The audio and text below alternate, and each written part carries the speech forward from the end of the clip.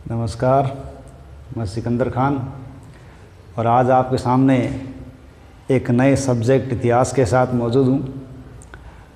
देखिए, अब हाल ही अंदर 10वीं क्लास का सामाजिक का पेपर होने वाला है और जैसा कि आजकल वीडियो डाले जा रहे हैं तो उनमें कमेंट बॉक्स में कमेंट देखने को मिल रहा है इतिहास के लिए।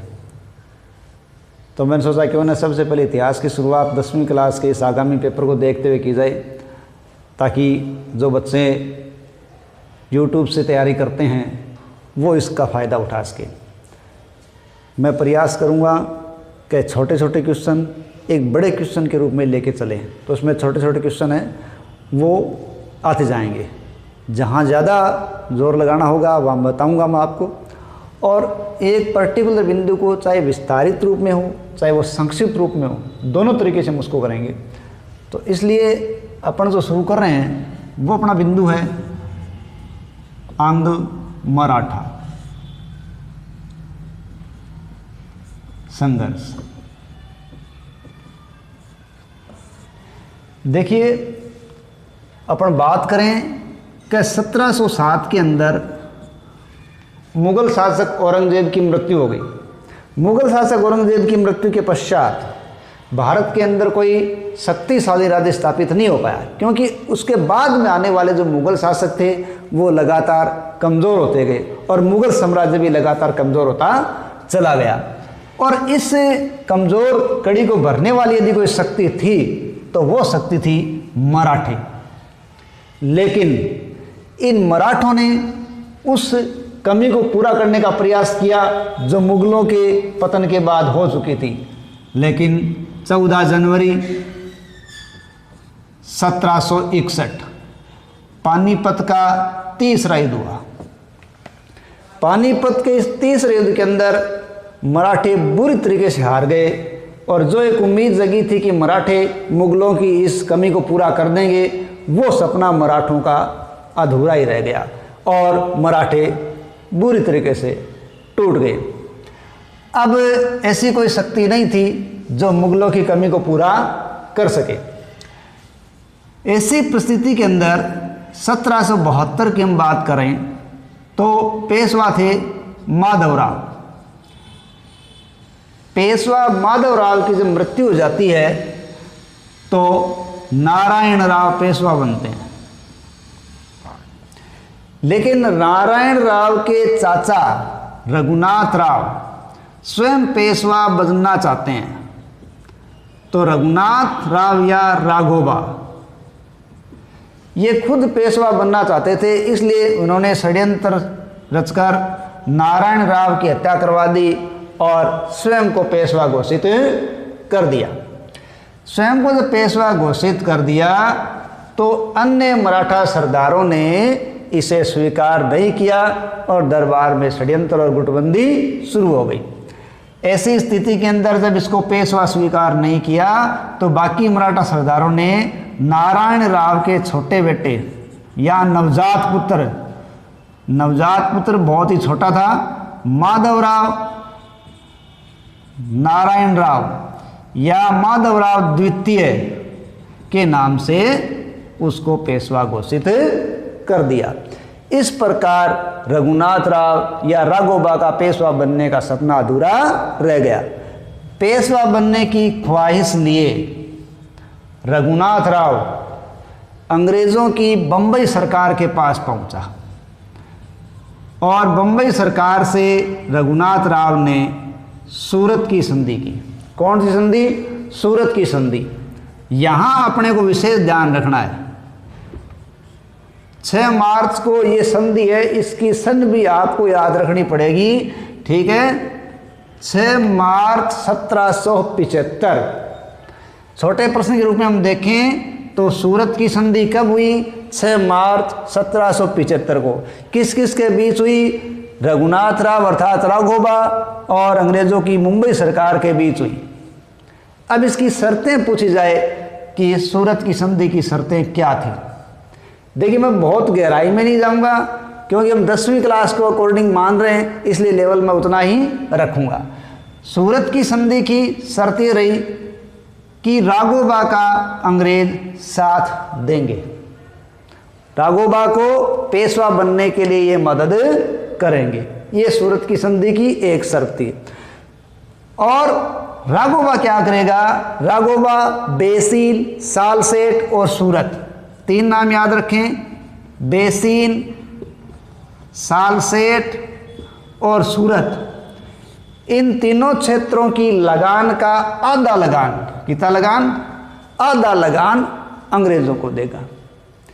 साथ ही साथ पूना के अंदर एक अंग्रेजी सेना रखेगा, पेशवा पूना में एक अंग्रेजी सेना रखेगा। और किसी दूसरे राज्य से यदि वो संधि करेगा या युद्ध करेगा तो वो अंग्रेज़ों की अनुमति के बिना नहीं करेगा, और किसी यूरोपियन को नौकरी अंग्रेज़ों की अनुमति के बिना नहीं देगा। एक बात ध्यान रखें आप कि अंग्रेज़ों के साथ प्राय संधि के अंदर ये शर्तें हुई हैं कि अंग्रेज़ों का जो शत्रु है वो संधि करने वाले पक्ष का भी शत्रु है, और अंग्रेज़ों का मित्र है तो वो उस पक्ष का भी मित्र होगा। इसलिए किसी से संधि करना या युद्ध करना वो अंग्रेज़ों की अनुमति के बिना नहीं होगा। ये प्राय हर संधि की शर्त में रखा गया। इस प्रकार सूरत की संधि में पेशवा रघुनाथ राव, जो कि हटाया जा चुका था, पुनः पेशवा बनने के लिए अंग्रेज़ों से संधि कर लेता है, और इस संधि के कारण अंग्रेज़ उसको सहायता देते हैं। ठीक है, अंग्रेज़ जब उसको सहायता देते हैं तो ये एक संघर्ष की परिणति हो जाती है। अब हम देखते हैं प्रथम आंग्ल मराठा युद्ध। आंग्ल मराठा युद्ध 1775 से 1782। आंग्ल मराठा युद्ध, प्रथम आंग्ल मराठा युद्ध कब होता है? 1775 से 1782 के बीच होता है। कारण क्या होता है? प्रथम आंग्ल मराठा युद्ध का मुख्य कारण होता है सूरत की संधि। तो इस प्रकार सूरत की संधि है, उसके कारण ये मुख्य युद्ध होता है। अपनों से पूछा जाए प्रथम आंग्ल मराठा युद्ध के बारे में बताइए, तो हम क्या देंगे जवाब? प्रथम आंग्ल मराठा युद्ध 1775 से 1782 के बीच हुआ। इस युद्ध के होने का मुख्य कारण सूरत की संधि थी, जो अंग्रेज और रघुनाथ राव के बीच हुई थी। इस संधि के तहत रघुनाथ राव ने अंग्रेजों को युद्ध करने के लिए पैसा दिया था, तो कर्नल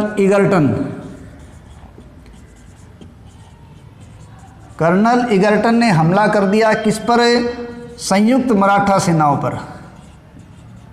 यानी मराठों ने ये युद्ध है वो संयुक्त होकर लड़ा था। तो संयुक्त मराठा सेना ने कर्नल इगर्टन को हरा दिया। यानी रघुनाथ राव का जो प्लान था वो धरा रह गया, और संयुक्त मराठा सेना ने कर्नल इगर्टन को हरा दिया। अब कर्नल इगर्टन को हरा दिया तो कर्नल इगर्टन को संधि करनी पड़ी, और ये संधि हुई 29 जनवरी 1779 को। अब ये संधि होती है 29 जनवरी 1779 को संधि होती है, वो बड़ा गांव की संधि होती है। कौन संधि है? बड़ा गांव की संधि। इस बड़ा गांव की संधि है, उस संधि में बड़ी अपमानजनक शर्तें अंग्रेज़ों को स्वीकार करनी पड़ती है। अब बड़ा गांव की संधि की ऐसी क्या शर्तें थी जो अंग्रेज़ों के लिए बड़ी अपमानजनक थी? एक तो ये कि अंग्रेज़ युद्ध का 41,000 रुपये हर्जाना देंगे, यानी ये युद्ध उनकी वजह से हुआ है, युद्ध का हर्जाना देंगे 41,000 रुपये। दूसरा, मराठों के जो क्षेत्र अंग्रेज़ों के कब्जे में आ गए वो क्षेत्र वो वापस दे देंगे। साथ ही साथ अंग्रेज़ रघुनाथ राव या राघोबा का साथ छोड़ देंगे, और अपने 2 अधिकारी मराठों के पास बंधक के रूप में रखेंगे। इस प्रकार की ये बड़ा गांव की अपमानजनक संधि अंग्रेज़ों को करनी पड़ी। 41,000 रुपये हर्जाना, जीते हुए क्षेत्रों को वापस देना, रघुनाथ राव का साथ छोड़ना, 2 अपने अधिकारी मराठों के कब्जे में रखना। इस प्रकार की ये संधि जब हुई तो इस संधि को बाद में वारेन हेस्टिंग्स, जो कि कलकत्ता के गवर्नर जनरल थे, उन्होंने इस संधि को मानने से, वॉरेन हेस्टिंग्स ने इस संधि को मानने से इनकार कर दिया और पुनः संघर्ष छिड़ गया और अंत में दोनों पक्षों के बीच 1782 के अंदर सालबाई की संधि हुई और इस संधि के द्वारा प्रथम आंग्ल मराठा युद्ध है उसका अंत हुआ। अब देखिए प्रथम आंग्ल मराठा युद्ध कब हुआ? 1775 से 82। मुख्य कारण क्या था? सूरत की संधि, जो कब हुई थी? 6 मार्च 1775। किसके बीच हुई थी? बम्बई सरकार और रघुनाथ राव के बीच हुई थी। तो ये मराठा प्रथम संघर्ष हुआ, वो किस संधि के द्वारा पूरा खत्म हुआ? तो वो 1782 की सालबाई संधि के द्वारा समाप्त हुआ था। इस प्रकार अपना ये प्रथम आंग्ल मराठा युद्ध समाप्त होता है। तो हमें खाली प्रथम की बात पूछ जाए तो इस प्रकार अपने को जवाब देना है। अब हम बात करते हैं द्वितीय आंग्ल मराठा युद्ध। देखो प्रथम आंग्ल मराठा युद्ध 1782 को जब सालबाई की संधि से समाप्त हुआ, तो सालबाई की संधि ने अंग्रेज़ों और मराठों के बीच 20 साल के लिए क्या रखा? 20 साल के लिए उन्होंने विराम रखा, शांति रखी। और 20 साल बाद में जब दोबारा संघर्ष की स्थिति हुई तो था आंग्ल मराठा युद्ध,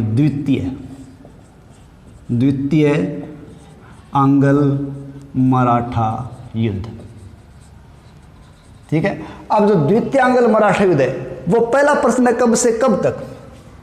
तो 1802 से 1805 तक। 1802 से 1805 तक द्वितीय आंग्ल मराठा युद्ध हुआ था। उसमें क्या उसका मुख्य कारण था? देखिए इस समय 2 प्रमुख व्यक्ति थे, नाना फडणवीस, ठीक है, और महादजी सिंधिया। इन दोनों व्यक्तियों की मृत्यु हो चुकी थी। कब तक है? इस समय तक। ठीक है।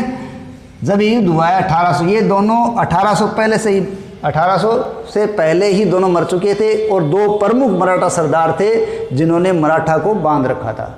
लेकिन इनके मरने के बाद मराठा दरबार षड्यंत्रों का शिकार हो गया।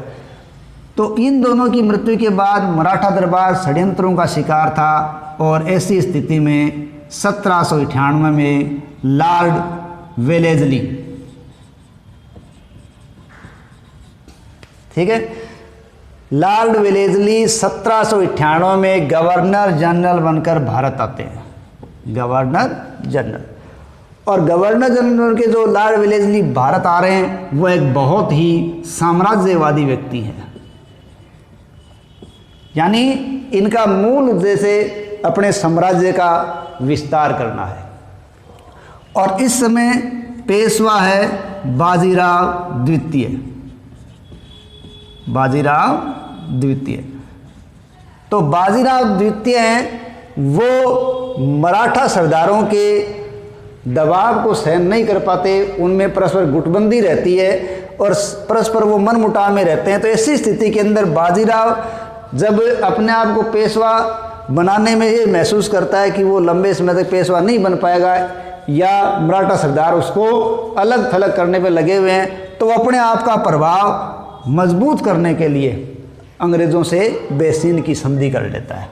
तो बाजीराव द्वितीय ने अंग्रेज़ों से कौन सी संधि की? बेसीन की संधि। ठीक है। और ये बेसीन की संधि होती है 31 दिसंबर को। देखिए ये बेसीन की जो संधि है, जिस प्रकार पहले संघर्ष के अंदर सूरत की संधि कारण बनी है, उसी प्रकार दूसरे युद्ध के लिए बेसीन की संधि कारण बनी है, जो 31 दिसंबर 1802 की है। ठीक है।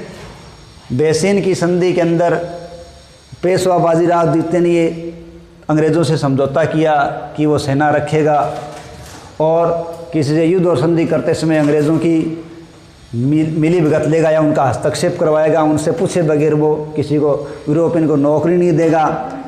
तो इस प्रकार की जो सेवाएं थी या शर्तें थी बेसीन की संधि में, बाजीराव द्वितीय पेशवा ने मान ली, लेकिन ये शर्तें बाकी मराठा सरदारों को सहन नहीं हुई और इस वजह से दूसरा आंग्ल मराठा युद्ध शुरू हो गया।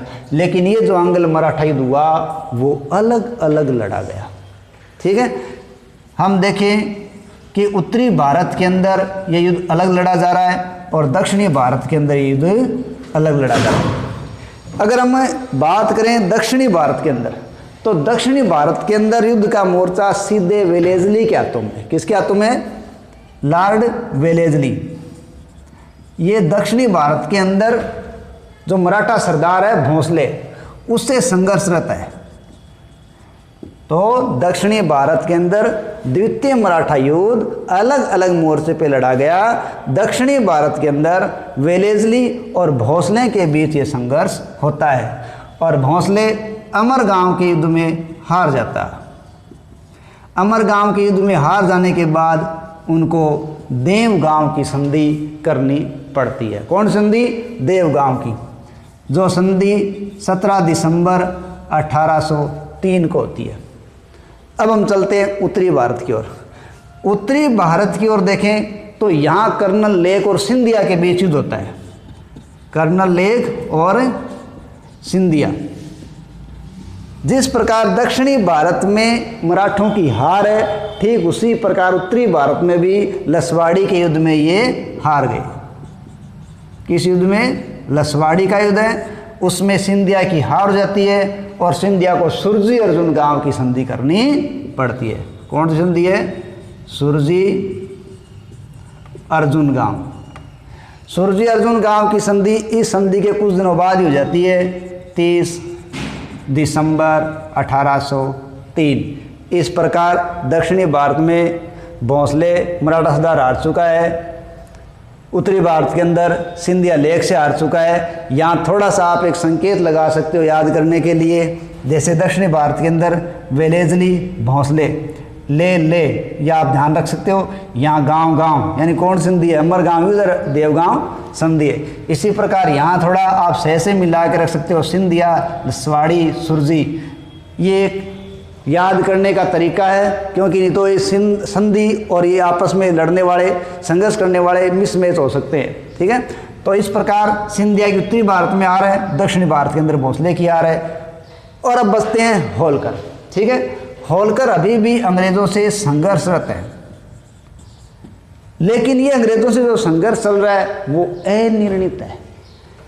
इसका कोई निर्णय नहीं होता, दोनों पक्ष की न हार होती है न दोनों पक्ष की पूरी तरीके से जीत होती है। अंत में दोनों को 1806 के अंदर संधि करनी पड़ती है और वो राजघाट की संधि होती है। राजघाट की संधि।